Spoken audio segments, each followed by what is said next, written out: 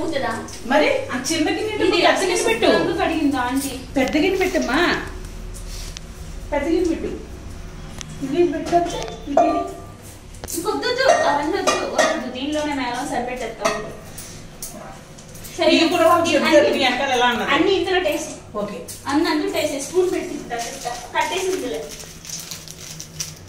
నేను చెక్ చేస్తాలే కనుకో, నువ్వు బాధపడుకో. యాభై కానీ డబ్బులు వస్తే నేను ఊకోను. ఏంటి మా అమ్మకి అన్యాయం చేస్తున్నాను. ఓకే సరేనా? ఓకే నువ్వు బాగా దొరికాడు ఇప్పుడు.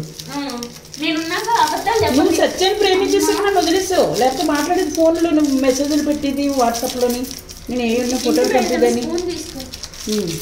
చేత్తో కలుపు. ఇదటికి మామూలు లేవు స్పూన్ వస్తుంది పంచుతా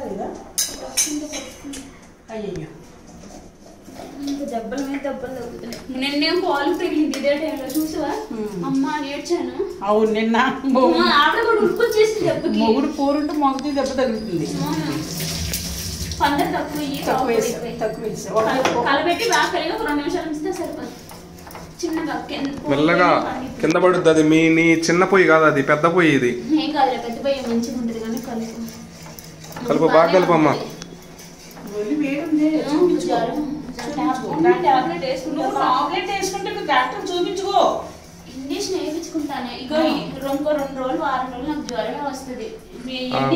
బాగుందా టేస్ట్? నువ్వు చూసి ఊరుకో. మళ్ళీ ఆమె ముట్టుకెళ్ళకే అమ్మ పంచదార వేసింది, పంచదార నాకింది, గుడ్డు నాకింది అని చెప్పుకో.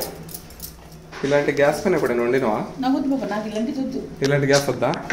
ఇలాంటిదే బాగుంటది కనుకో. నీకు 4 పక్కల వండి పెట్టాను, 2 పొయ్యిలు చాలు.